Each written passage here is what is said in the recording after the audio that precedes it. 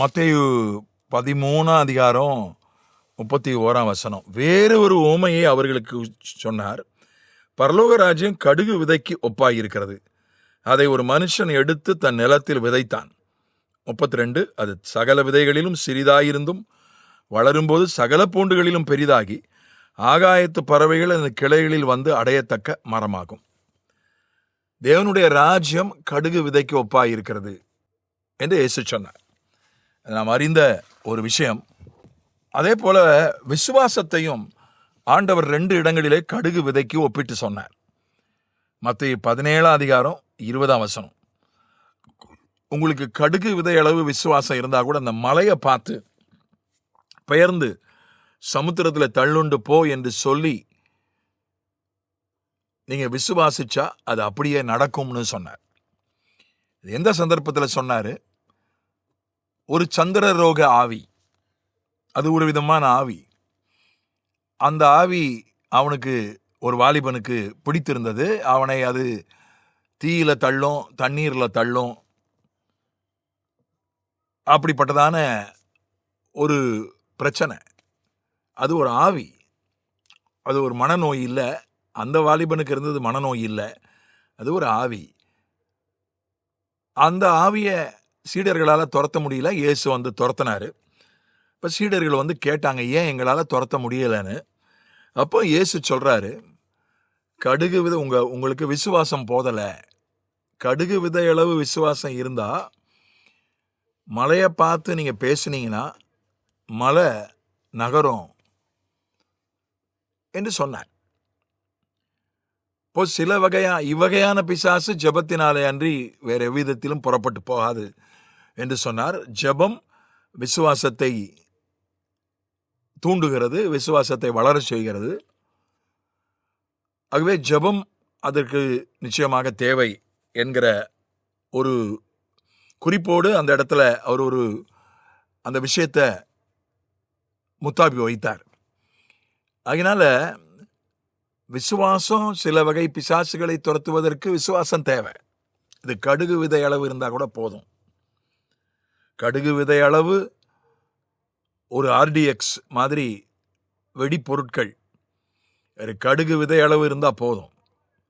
அது ஒரு பெரிய கட்டடத்தையே அல்லது ஒரு குறிப்பிட்ட அளவு அதை வெடிக்க செய்ய முடியும். ஒரு சின்ன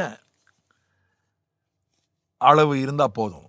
சில வெடி மருந்துகள் அது எத்தனை கிலோ ஆர்டிஎக்ஸ்ன்றது தான் இப்போ ரொம்ப அதிகமாக பொதுமக்களால் அறியப்பட்ட ஒரு வெடி மருந்து.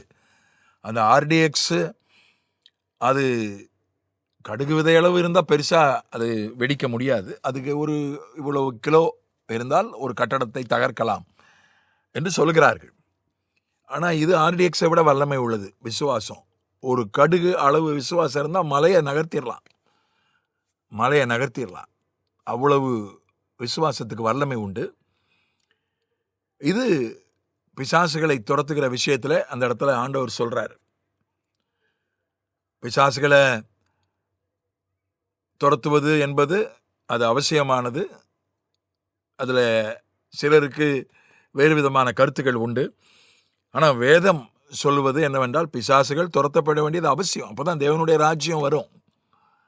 இன்னொரு சூழல்லே அது சொல்லப்பட்டிருக்கு. லூக்கா 17:6 எத்தனை தடவை மன்னிக்கணும்னு கேட்குறான். 7 தடவை போதுமா? 7 வாய்ப்பு கொடுக்கலாமா ஒருத்தனுக்கு? இல்லை 70 தடவை மன்னிக்கணும் அப்படின்றாரு. இதனுடைய அர்த்தம் என்னன்னா, அதுக்கு கணக்கே கிடையாது. எண்ணி முடியாத அளவு மன்னிக்கணும், அதுக்கு முடிவே கிடையாது என்கிற ஒரு காரியத்தை ஆண்டவர் சொல்றாரு. அப்பொழுது அந்த வசனம் அப்படிதான் ஆரம்பிக்குது. லூக்கா 17:6 அப்பொழுது எங்களுடைய விசுவாசத்தை வர்த்திக்க பண்ண வேண்டும் என்று சீஷர்கள் கேட்கிறார்கள். ஏன்னா அவங்களுக்கு தெரிஞ்சு போச்சு, நம்மளால மன்னிக்க முடியாது. 7 தடவை மன்னிக்கிறதே கஷ்டம். இவர் என்னன்னா 70 தடவை 490 தடவை மன்னிக்க சொல்றாரு. அப்போ அந்த விசுவாசம் நமக்கு போதாது. ஏன் நம்ம மன்னிக்கிறது இல்லை? சும்மா மன்னிச்சா அவனுக்கு திமிர் ஏறிடும். அவன் எத்தனை தடவை வேணால் இவனை நம்ம அடிக்கலாம், அப்புறம் மன்னிப்பு கேட்கலாம், எத்தனை தடவை வேணால் தப்பு செய்யலாம், மன்னிப்பு கேட்கலாம், மன்னிச்சிருவான் என்ற ஒரு மெத்தனமாகிவிடும், பலவீனமாகிவிடும் என்று நாம் ஏமாளி ஆகிவிடுவோம். இப்படி தான் நம்ம மனித மனம் சிந்திக்கிறது. இயற்கையாக அப்படி தான் சிந்தனை வரும். இப்போ அதையும் மீறி மன்னிப்பதற்கு ஒரு விசுவாசம் தேவை. அப்போது ஆண்டவர் சொல்கிறார், கடுகு விதை அளவு விசுவாசம் உங்களுக்கு இருந்தால் அந்த காட்டத்தி மரத்தை பார்த்து நீ பிடுங்கப்பட்டு கடலில் நடப்படுவாயாக என்று சொன்னால் அது அப்படியே நடக்கும் அப்படின்னு ஆண்டவர் சொல்கிறார்.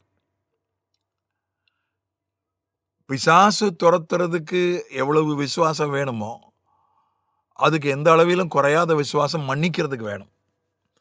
சிலர் நல்லா பிசாசு துரத்துவாங்க, மன்னிக்க மாட்டாங்க.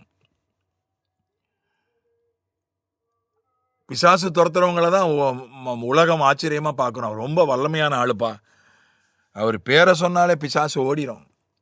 எனக்கு ஒருவரை தெரியும், அவர் பஸ் ஏறிட்டாலே பிசாசு ஓடிடும். பஸ் ஏறிட்டாரு நான் போகிறேன்னு சொல்லிடும்.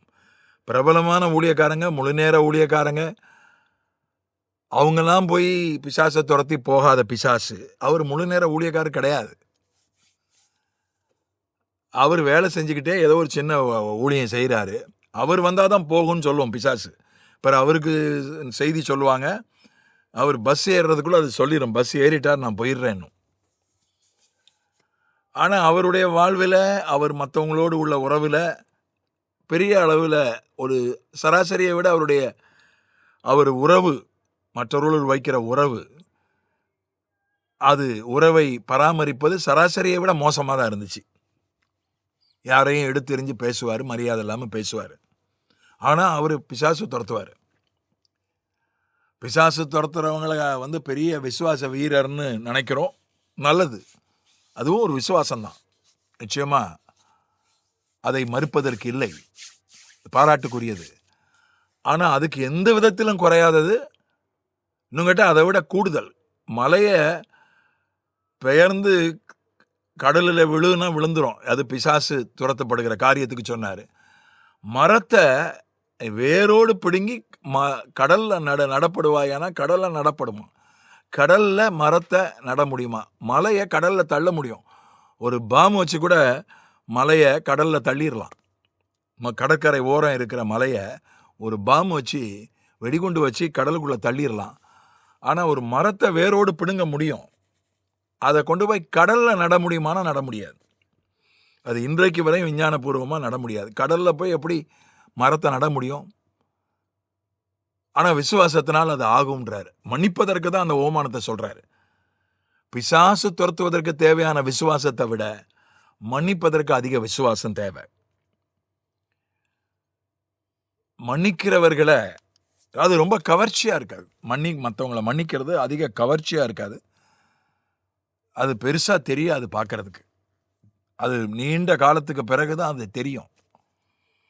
ஆகையினால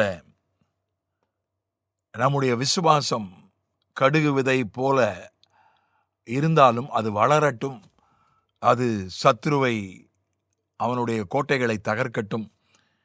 மன்னிப்பை மக்களுக்கு வாரி வழங்குவதிலே அந்த விசுவாசம் நமக்கு ஒரு